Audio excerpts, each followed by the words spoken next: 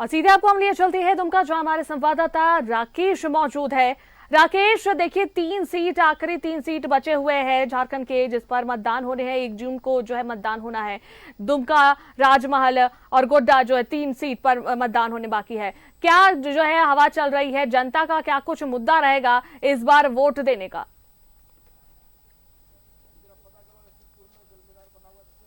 बिल्कुल अनुष्का, देखिए 3 सीट को लेकर जो सियासी रण है वो पूरी तरीके से तैयार है और संथाल की इन तीनों सीटों को लेकर इंडिया अलायंस ने अपनी पूरी ताकत एक तरीके से झोंक रखी है। हमारे साथ दुमका में बसंत सोरेन जी हैं, जो कि इंडिया अलायंस के तरफ से सबसे मजबूत आप कह सकते हैं सेनापति के तौर पर यहाँ उन्होंने मोर्चा एक तरीके से संभाल लिया है। बसंत जी, स्वागत है आपका न्यूज़ 11 पे। धन्यवाद। क्या माहौल देख रहे हैं बसंत जी इस बार संथाल? क्या 2004 को दोहराने जा रहा है संथाल, या परिस्थितियां 2019 के आसपास ही रहने जा रही है?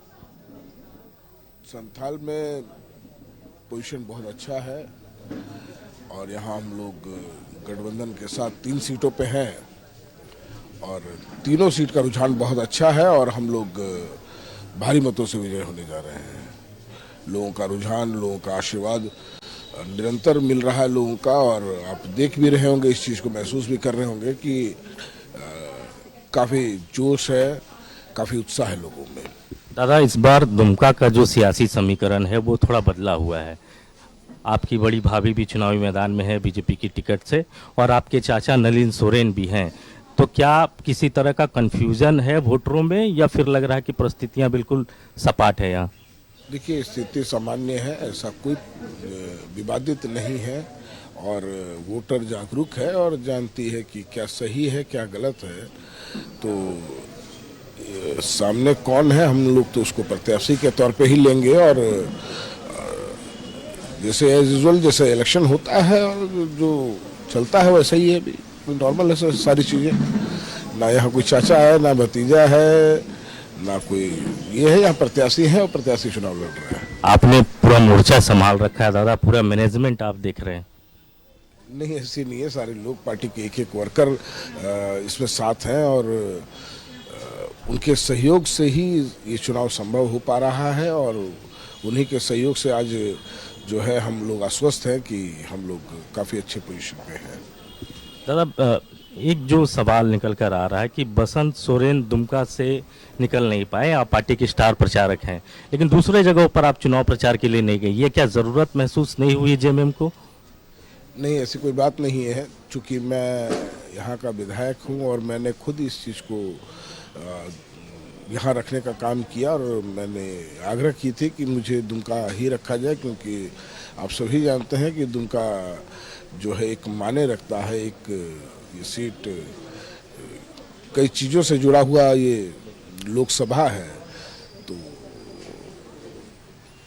इसलिए मुझे यहाँ कैंप करना पड़ा। दादा, ये आपका गढ़ माना जाता है, ये आपके परंपरागत सीट में भी शामिल है और 2014 तक बाबा यहाँ से जीतते रहे। इस चुनाव में बाबा है नहीं स्वास्थ्य कारणों की वजह से, और आपके पार्टी के सबसे बड़े रणनीतिकार हेमंत सोरेन जी जेल में है। तो वो कमी खल रही है, या आपको लग रहा है कि कल्पना सोरेन जी उस कमी को पूरा कर पा रही हैं? देखिए, स्वाभाविक चीज है कि आज बाबा अस्वस्थ हैं तो थोड़ी परेशानी जरूर है। हेमंत जी भी हम लोग के साथ नहीं है, इसका तो पूरा झारखंड में कमी महसूस किया जा रहा है।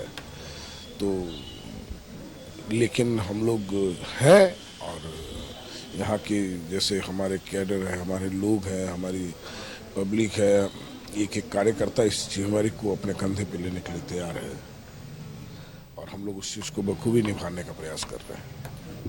यहाँ बीजेपी भी पूरी ताकत लगा रही है, एनडीए लगातार, अमित शाह का कार्यक्रम हो रहा है, कल प्रधानमंत्री भी यहाँ पहुँच रहे हैं।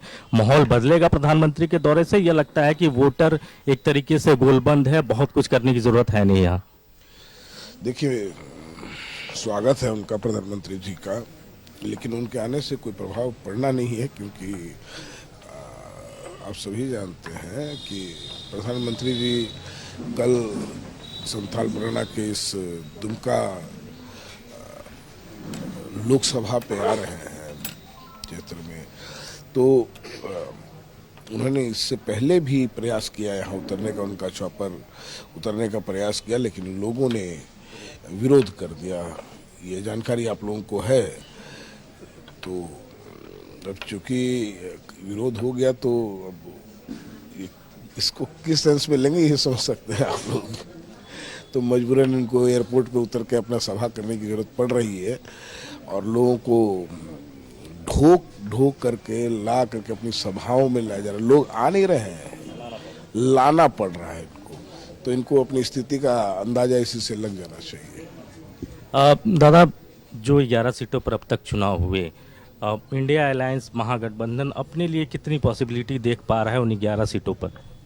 देखिए, हमारे सारे सीटों पे जो हमने दावे किए थे और जो रुझान सुनने को और देखने को मिला काफ़ी पॉजिटिव रहा और मतदाताओं ने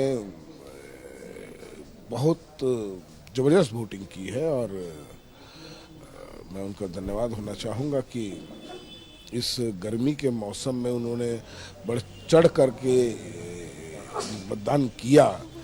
ये काबिल तारीफ है। मैं इसके लिए पूरे झारखंड के तमाम वोटर्स को इसके लिए धन्यवाद देना चाहूँगा और 14 के 14 सीट हम जीतेंगे। दादा, एक आखिरी सवाल चलते चलते ले लेते हैं, क्योंकि चुनाव है, आपकी भी व्यवस्था है।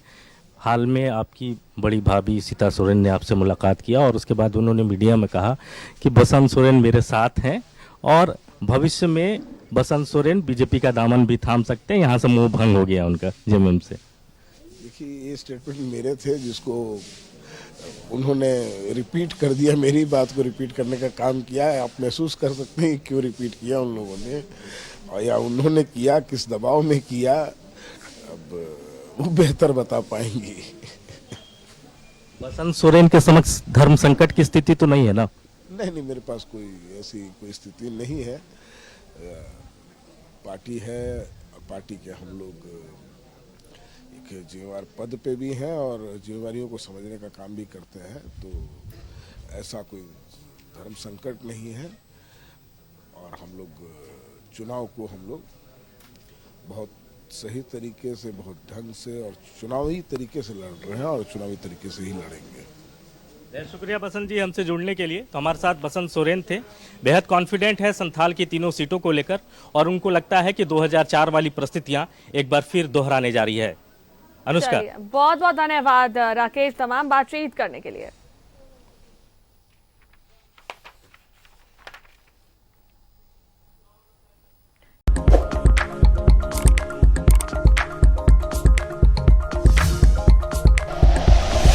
Like and share videos, subscribe करें हमारा चैनल और प्रेस करें बेल आइकॉन। न्यूज़ 11 भारत, सच है तो दिखेगा।